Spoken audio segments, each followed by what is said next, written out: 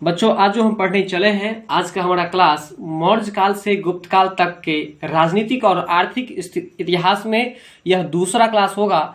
और इस दूसरे क्लास में हम लोग प्राचीन भारतीय इतिहास के अध्ययन के कुछ महत्वपूर्ण स्रोतों पर चर्चा करेंगे। अर्थात प्राचीन भारतीय इतिहास का जो हम लोग अध्ययन किए, प्राचीन भारतीय इतिहास के बारे में जो हम लोग जानते हैं, वह किन किन माध्यमों से जानते हैं, उसी बातों का आज हम लोग अध्ययन करेंगे। उसी को स्रोत का कहा जाता है या उसी को माध्यम कहा जाता है, या अंग्रेजी में उसको हम सोर्सेज भी कहते हैं। तो देखिए, प्राचीन भारतीय इतिहास के अध्ययन के स्रोत, sources of study of ancient Indian history. प्राचीन भारतीय इतिहास के स्रोतों को मुख्यतः 3 भागों में बांटा गया है। याद रखिएगा कि प्राचीन भारतीय इतिहास के जो स्रोत हैं, प्राचीन भारतीय इतिहास की जो जानकारी मुझे मिलती है, वह मुख्य रूप से 3 तरीकों से मिलती है। बात समझ में आ रहा है ना? वो जो भी स्रोत है, उस स्रोत को 3 भागों में बांट दिया गया है। प्राचीन भारतीय इतिहास के कितने स्रोत हैं? 3। तो 3 प्रकार के स्रोत हैं। 3 स्रोत नहीं, 3 प्रकार के स्रोत हैं। उसमें आपको जो पहला स्रोत है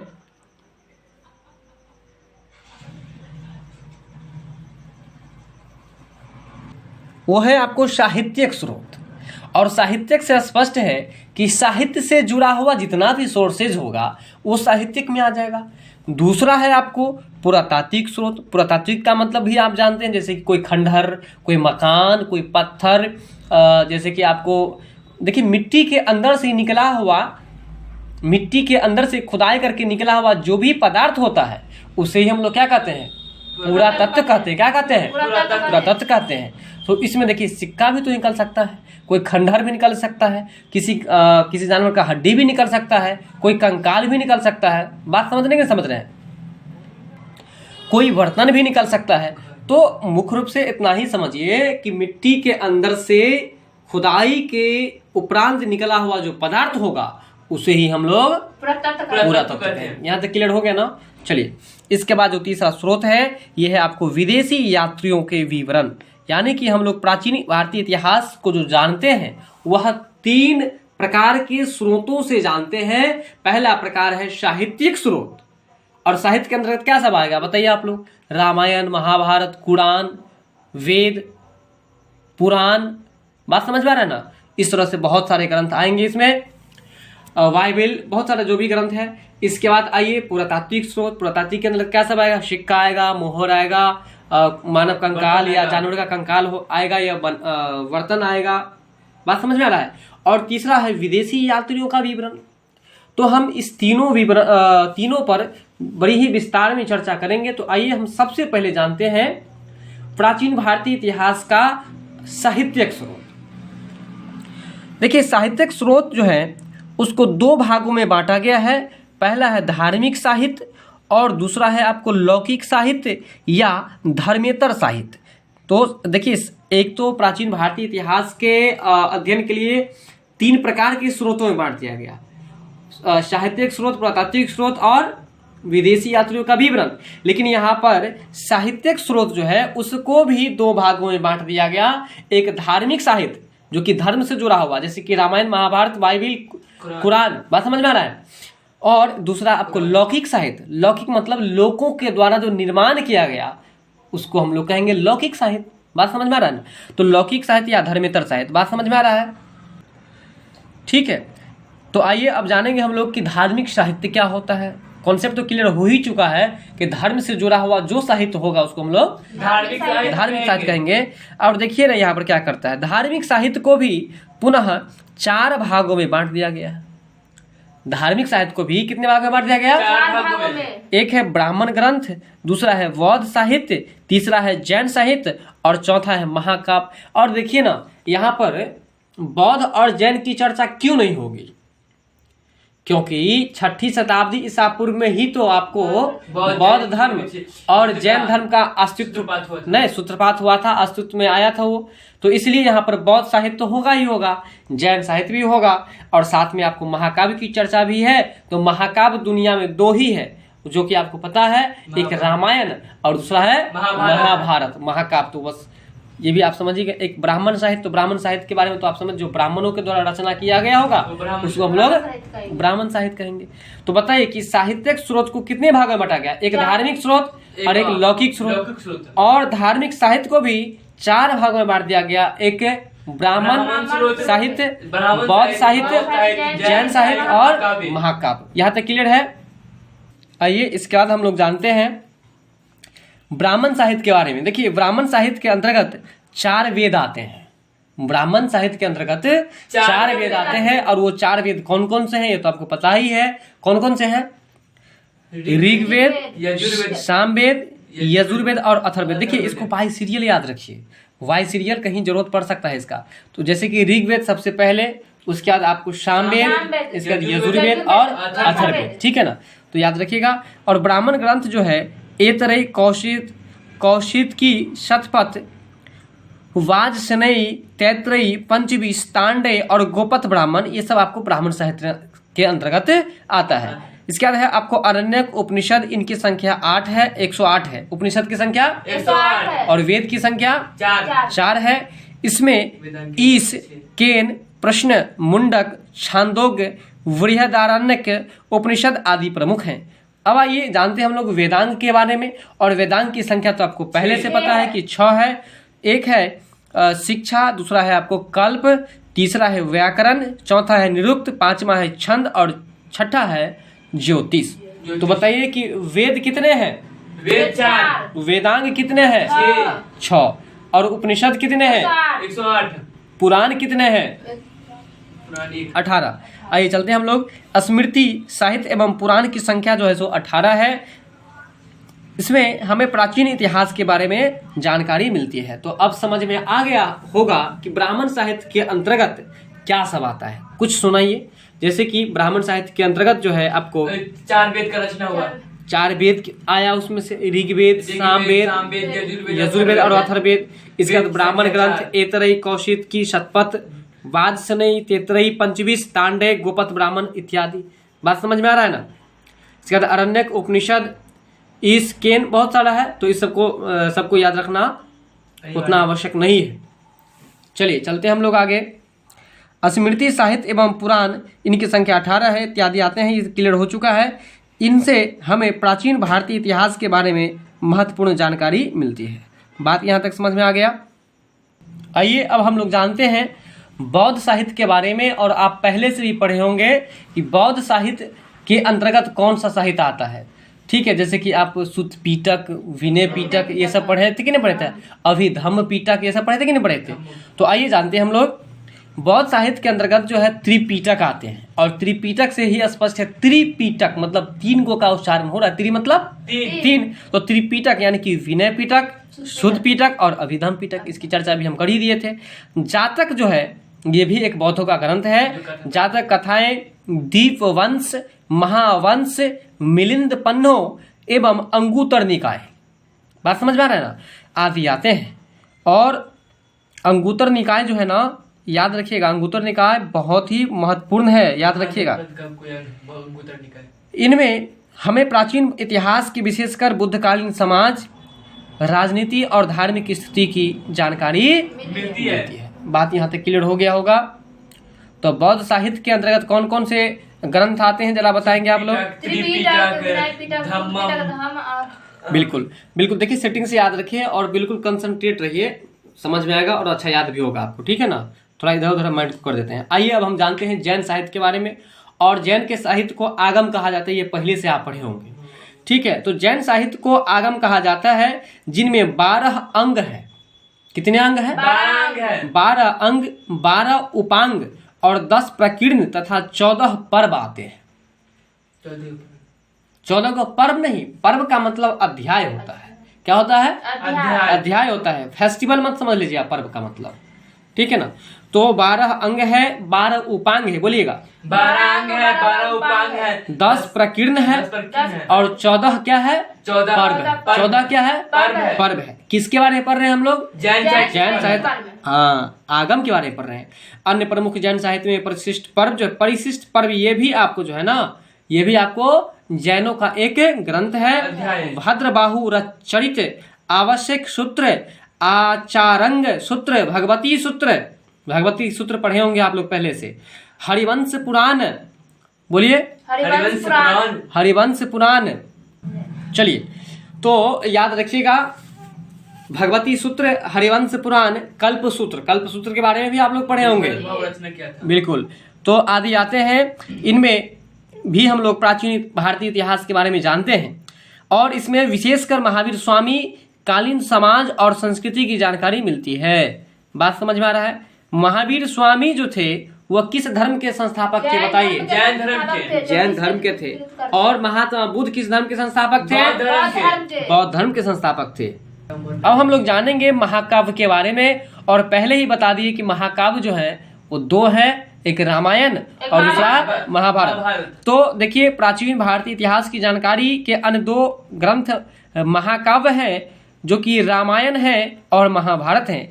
इसमें तत्वयुगीन राजनीति, समाज, संस्कृति, अर्थव्यवस्था की महत्वपूर्ण जानकारी मिलती है। रामायण महाभारत पढ़ने से अभी राम के बारे में हम लोग जानते हैं कि नहीं जानते हैं? राम के समय में उनकी समाज की क्या स्थिति थी, ये हम लोग जानते हैं कि नहीं रामायण को पढ़ करके?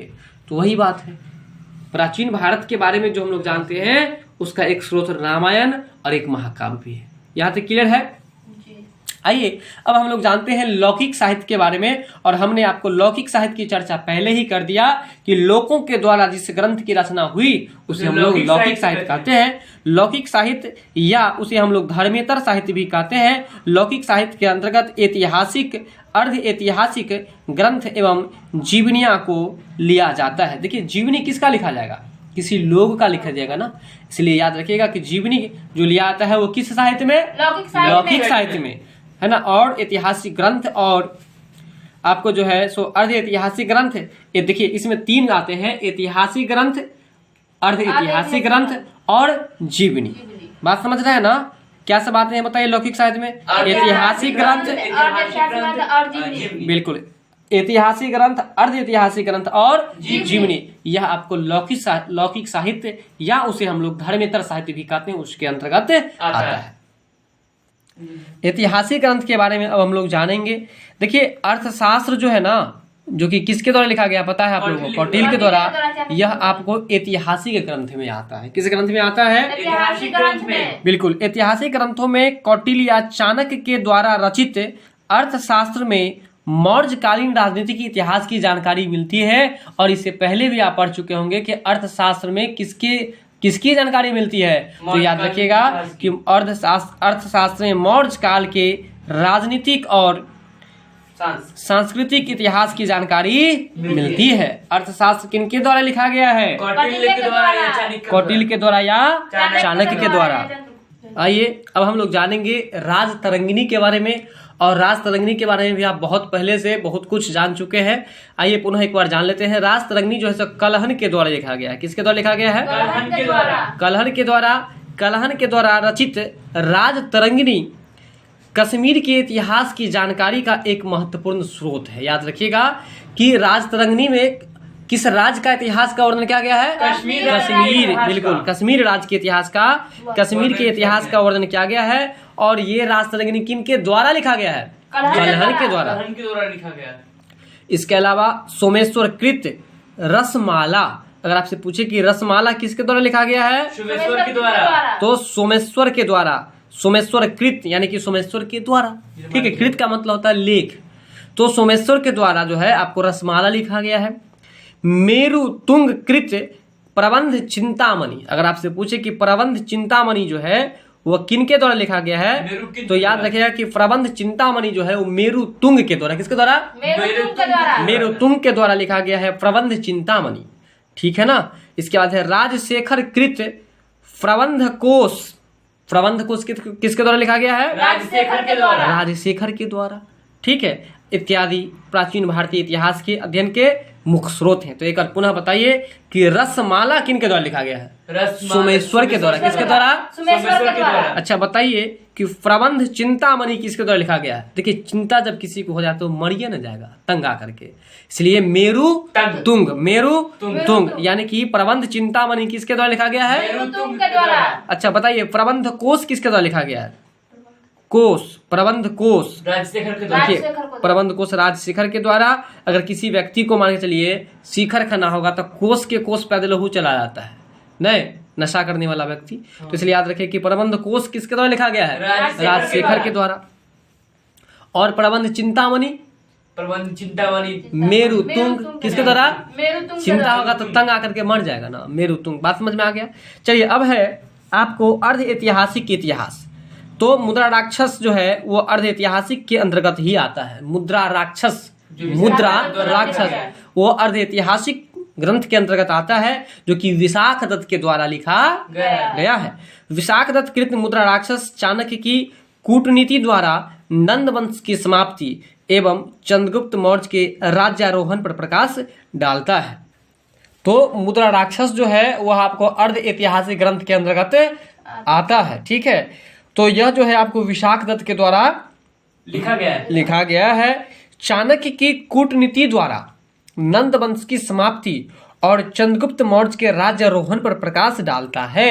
याद रखिएगा कि मुद्रा राक्षस में किस विषयों का वर्णन किया गया है? तो चाणक्य की कूटनीति के द्वारा नंद वंश की समाप्ति, यानी कि नंद वंश की समाप्ति और चंद्रगुप्त मौर्य का राज्यारोहण। समझिएगा, नंद वंश जब खत्म हुआ तो चंद्रगुप्त का राज्यारोहण हुआ। बिल्कुल, तो मौर्य वंश जो है सवार हो गया। नंद वंश खत्म हुआ तो मौर्य वंश का राज्यारोहण हो गया। इसलिए नंद वंश की समाप्ति का वर्णन और चंद्रगुप्त मौर्य के राज्यारोहण यानी कि राजा बनने का वर्णन किया गया है। किसमें? मुद्रा राक्षस में। किसमें? मुद्रा राक्षस में। बिल्कुल। इसके बाद आइए अष्टाध्यायी के बारे में भी हम लोग जानते हैं। अष्टाध्यायी जो कि पाणिनि के द्वारा लिखा गया है। पाणिनि कृत अष्टाध्यायी मौर्य पूर्व एवं मौर्य युगीन राजनीति पर प्रकाश डालता है। यानी कि अष्टाध्यायी किनके द्वारा लिखा गया है? पाणिनि के द्वारा, ठीक है ना। महाभाष्य पर अब हम लोग चर्चा करेंगे। महाभाष्य जो है पतंजलि के द्वारा लिखा गया है, जो कि शुंग सम्राट पुष्यमित्र शुंग के पुरोहित थे। शुंग सम्राट पुष्यमित्र शुंग के पुरोहित थे और इनके ग्रंथ महाभाष्य से हमें शुंग काल के इतिहास की जानकारी मिलती है। यानी कि याद रखिएगा कि पतंजलि जो थे, कौन पतंजलि, वो कौन थे? तो याद रखिएगा कि शुंग वंश के जो राजा थे पुष्यमित्र शुंग, उसके वो पुरोहित थे। कौन थे? पुरोहित थे। कौन थे पुरोहित? पतंजलि। कौन थे पुरोहित? पतंजलि। किनके दरबार में रहते थे? पुष्यमित्र शुंग। पुष्यमित्र शुंग किस वंश की स्थापना किए थे? शुंग वंश की स्थापना किए थे। बिल्कुल याद रखिएगा कि शुंग वंश के संस्थापक पुष्यमित्र शुंग के पुरोहित कौन थे? पतंजलि थे। और याद रखिएगा उस पतंजलि के द्वारा ही लिखा गया है महाभाष्य। इस ग्रंथ में महाभाष्य से हमें शुंग काल की इतिहास की जानकारी मिलती है। और भाई देखिए, ये तो क्लियर है कि जब महाभाष्य लिखा गया है शुंग वंश के राजा के दरबार में महाभाष्य के द्वारा, तो उस पे शुंग काल की जानकारी मिलेगी कि नहीं मिलेगी? मिलेगी, बिल्कुल मिलेगी, ठीक है। अब आगे चलते हैं हम लोग। अब जो है मालविकाग्नि मित्र, ये आप पढ़ चुके हैं, लुसेंट जब पढ़ाए थे उसमें बहुत अच्छा से चर्चा किए थे इस पर। मालविकाग्नि मित्र जो है कालिदास के द्वारा लिखा गया है। किसके द्वारा लिखा गया है? कालिदास के द्वारा। कालिदास के द्वारा लिखा गया है। कालिदास कृत मालविकाग्नि मित्र भी शुंग कालीन इतिहास की जानकारी का एक प्रमुख स्रोत है। यानी कि मालविकाग्नि मित्र में किस विषयों का वर्णन है? शुंग काल के राजाओं पुष्यमित्र शुंग के बारे में वर्णन किया गया है। बात कुछ समझ में आ रहा है कि नहीं? इसके बाद आइए जीवनी ग्रंथ के बारे में भी हम लोग पढ़ते हैं। जीवनी ग्रंथ से स्पष्ट है कि किसी व्यक्तियों की जीवन परिचय की जीवन परिचय होगा उसमें। तो जैसे कि अश्वघोष के द्वारा लिखा गया है बुद्ध चरित्र, और बुद्ध चरित्र बोलने से ही स्पष्ट हो रहा है कि उस बुद्ध चरित्र में किसके बारे में वर्णन किया गया होगा? बुद्ध के बारे में। बुद्ध के बारे में वर्णन किया गया होगा। तो गौतम बुद्ध के चरित्र पर प्रकाश डाला गया है। किसमें? बुद्ध चरित्र में। और वो बुद्ध चरित्र किनके द्वारा लिखा गया है? अश्वघोष के द्वारा लिखा गया है। क्लियर यहाँ तक? आगे चलिए। इसके बाद है बाणभट्ट कृत, यानी कि बाणभट्ट के द्वारा। बाणभट्ट कृत का मतलब हर्षचरित। बाणभट्ट के द्वारा। तो बाणभट्ट के द्वारा आपको लिखा गया हर्षचरित, और इसमें आपको हर्षवर्धन के बारे में वर्णन किया गया है। हर्षचरित में जो है सो किसके बारे में वर्णन किया गया है? हर्षवर्धन के बारे में वर्णन किया गया है। बात यहाँ तक क्लियर है? इसके बाद है आपको विलहन कृत। पहले पढ़े थे आप कलहन, और अभी आप पढ़ रहे हैं विलहन। विलहन कृत विक्रमादित्य। विक्रमांक देव चरित, ये भी आप लूसेंट में बहुत अच्छा से पढ़े थे। विक्रमांक देव चरित, बोलिएगा। विक्रमांक देव चरित जो है विल्हन के द्वारा लिखा गया है और कल्याणी के चालुक्य सम्राट विक्रमादित्य षष्ठ का विवरण प्रस्तुत करता है। बात समझ में आ रहा है ना। विल्हन कृत विक्रमांक देव चरित कल्याणी के चालुक्य सम्राट विक्रमादित्य षष्ठ का विवरण प्रस्तुत करता है, यानी कि विक्रमांक देव चरित्र में जो है वो आपको विक्रमादित्य, छठा विक्रमादित्य जो था उसके बारे में वर्णन किया गया है, जो कि विल्हन के द्वारा लिखा गया है। चलिए, इसके बाद है आपको जयानक कृत, यानी कि जयानक के द्वारा ये लिखा गया है। ठीक है, जयानक कृत पृथ्वीराज विजय, पृथ्वीराज विजय किसके द्वारा लिखा गया है?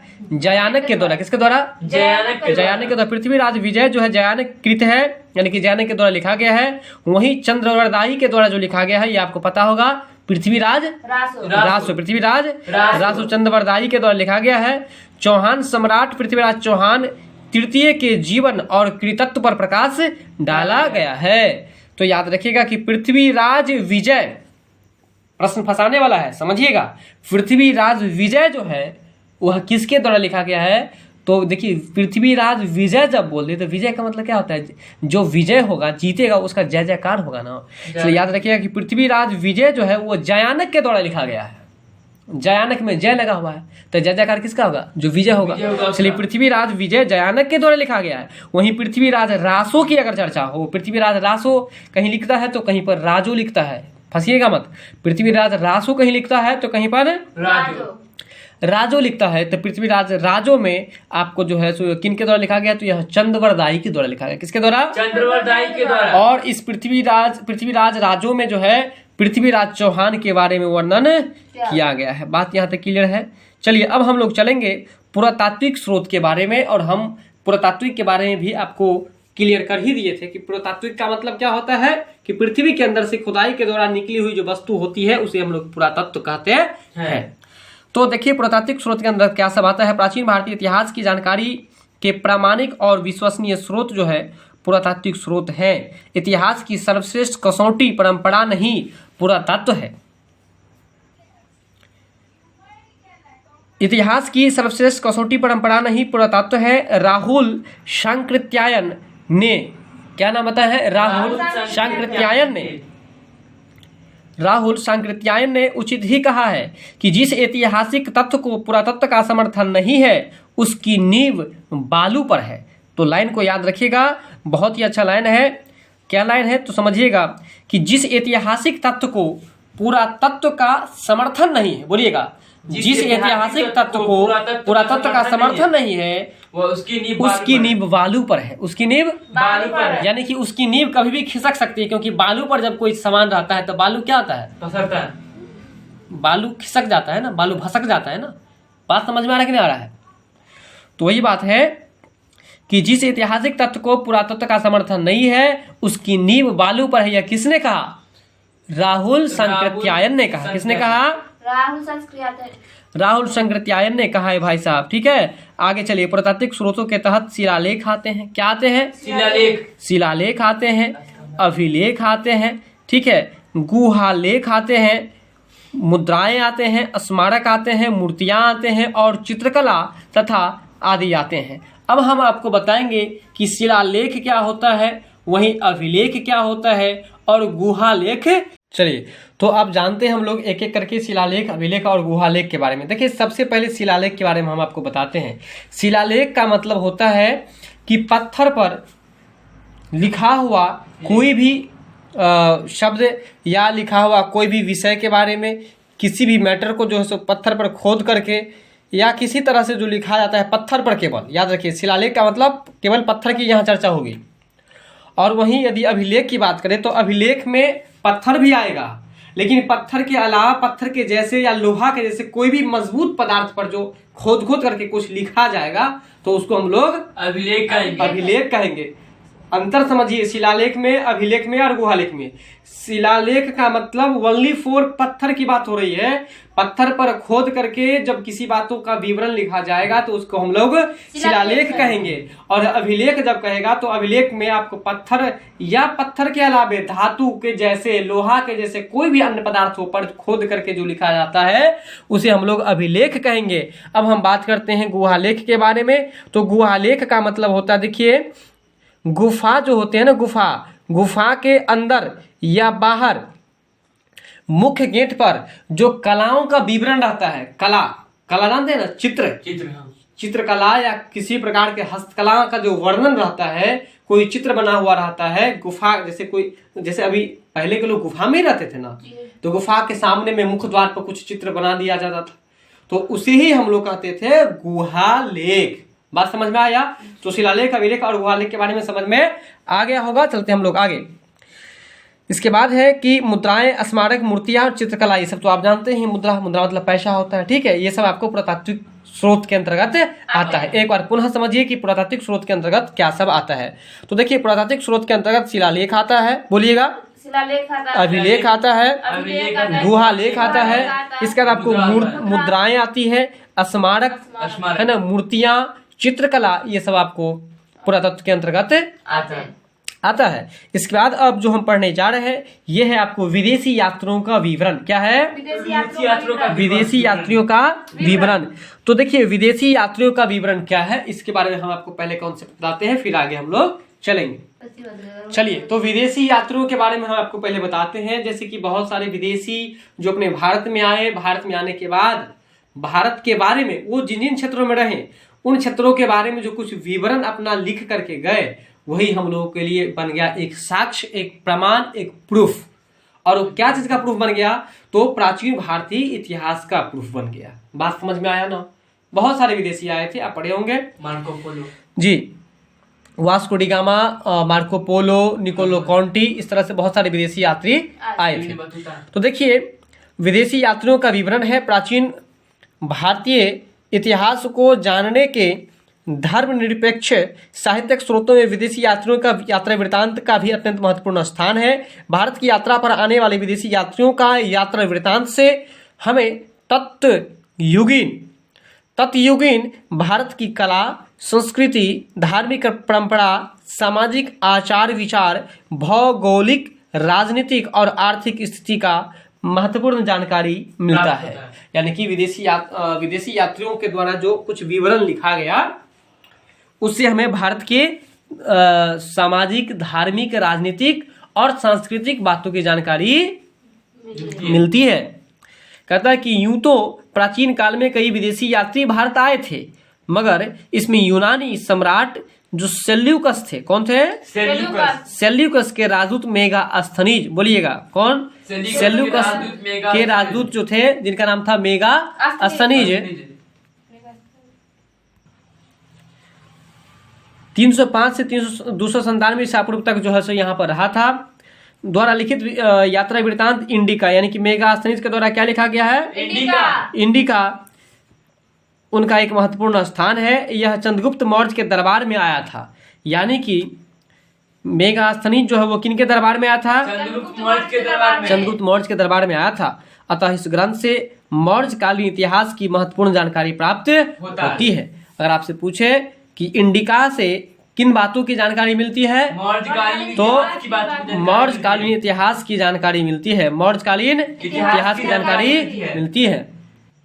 महमूद गजनवी के साथ भारत आने वाले अलबरूनी, याद रखिएगा कि अलबरूनी जो है वो किनके साथ भारत आए थे? महमूद गजनवी के साथ आए थे। किसके साथ आए थे? महमूद गजनवी के साथ आए थे।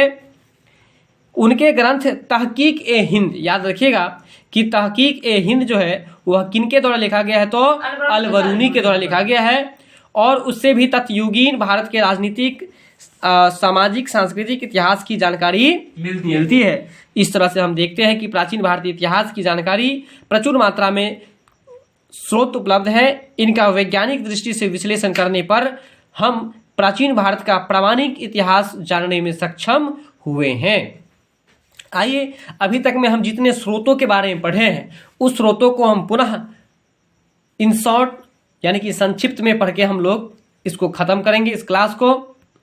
तो यह है अध्ययन के स्रोत, सोर्सेज ऑफ स्टडी। मौर्य काल से गुप्त काल तक के इतिहास जानने के लिए आप अभी देखे थे, और क्या क्या चीज देखे थे? साहित्यिक स्रोत देखे थे, लौकिक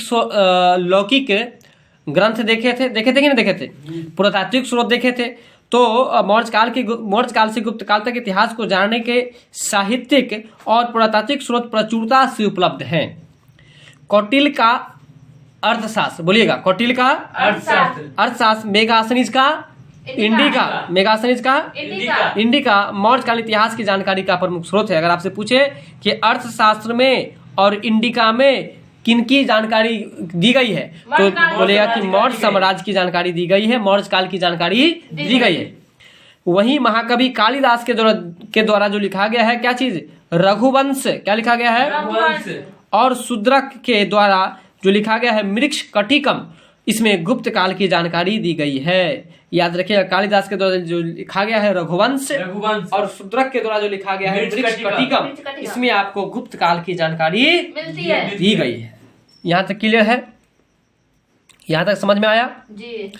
इसके बाद है विष्णु पुराण। यदि मौर्य शासकों की जानकारी देता है तो वहीं वायु पुराण गुप्त शासकों की जानकारी देता है। यानी कि विष्णु पुराण में जो है वह किस काल की जानकारी मिलती है? मौर्य काल की।